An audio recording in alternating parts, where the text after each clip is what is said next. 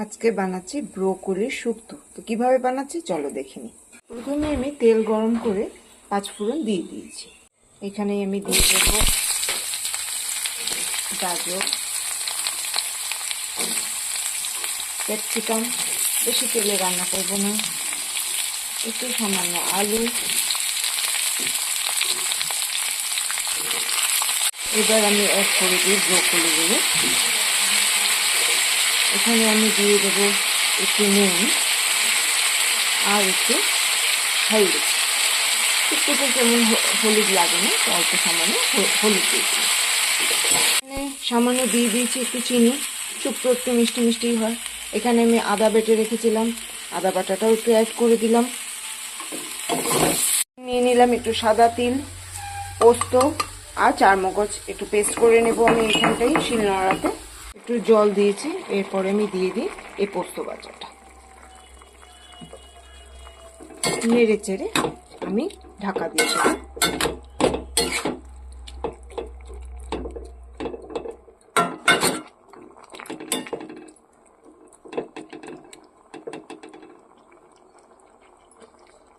ঢাকা দিয়ে দিলাম, রেডি হয়ে যাবে কিছুক্ষণের মধ্যে। তো রেডি হয়ে গেছে আমার শুক্তো, ব্রোকলির শুক্তো রেডি হয়ে গেছে আমার ব্রোকলির শুক্তো।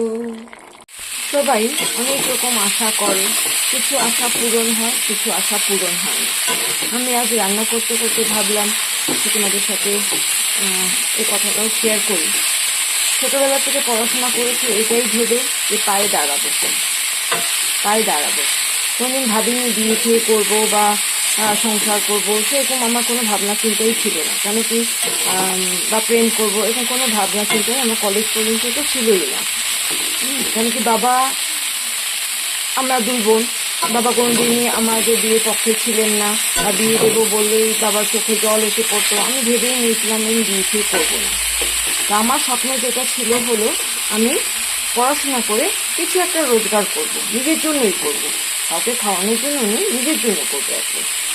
কিন্তু বিয়ের আগে পর্যন্ত আমি বেশ কাজবাজ করেছি। ছোটোবেলাও নিজের খরচা, নিজের শখ, নিজের ড্রেস, তারপরে বোনকে কিছু দেওয়া, মা বাবাদের অ্যানিভার্সারিতে, জন্মদিনে কিছু নিজের থেকে নিজের পয়সায় রোজগার করায় দেওয়া, তা আমি আগাগোড়াই পছন্দ করি, এখনও করি। এখনও কাউকে কিছু দিতে হলে আমি আমার যে রোজগার করা, এখন আমি রোজগার করি না, কিন্তু রোজগার করার যে পয়সা আমি যতটুকু সঞ্চয় করেছি সেটা তুলে এনে কিন্তু আমার পয়সাতেই করি। আমি একদম দম দিয়ে বলতে পারবো আমার পয়সাতেই করি। আর ছোটোবেলা থেকে আমি কাজবাজ করে এসেছি।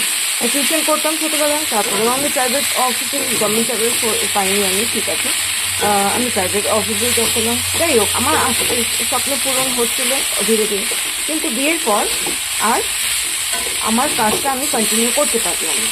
কিন্তু বিয়ে করার আমার কোনো শখ ছিল না, বিয়ে করার, না সংসার করার। কিন্তু আমি বিয়ের পর যেটা শখ ছিল না সেটাই কিন্তু করে যাচ্ছি। বিয়েও করেছি, সংসারও করছি খুব ভালোভাবে, আক্ষেপ নেই তাতে। কিন্তু যেটার জন্য আমি বড় হয়েছি, যেটা দেখে ভেবে আমি বড় হয়েছি কিনা আমি নিজে কাজ করবো, নিজে কিছু আর্ন করবো, সেটা আমি করে উঠতে পারিনি। এই দুঃখটা, এই আক্ষেপটা আমার সারা জীবন আমার রক্তে থেকে যাবে। এই জন্যই বলছি, কোনো সময় আশা পূরণ হয় না, আবার যেটা আশা করি না সেটা আবার পূরণ হয়ে যায়। এটা আনএক্সপেক্টেড। যাই হোক, যার যার কপাল।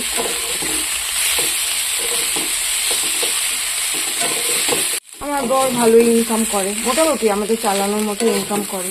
আমার প্রয়োজন নেই কোনো ইনকাম করা, তাও আমি কিন্তু আজও টিউশন করি, একটা হোক দুটো হোক করি। কেন করি?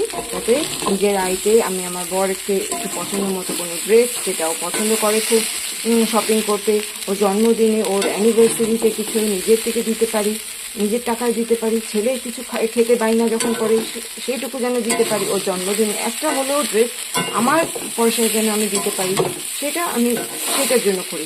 আর তোমরা জানো, যারা আমার ভিডিও দেখো, আমি টুকটাক কেকও বানাই, কেক থেকেও কিছু আর্ন করি।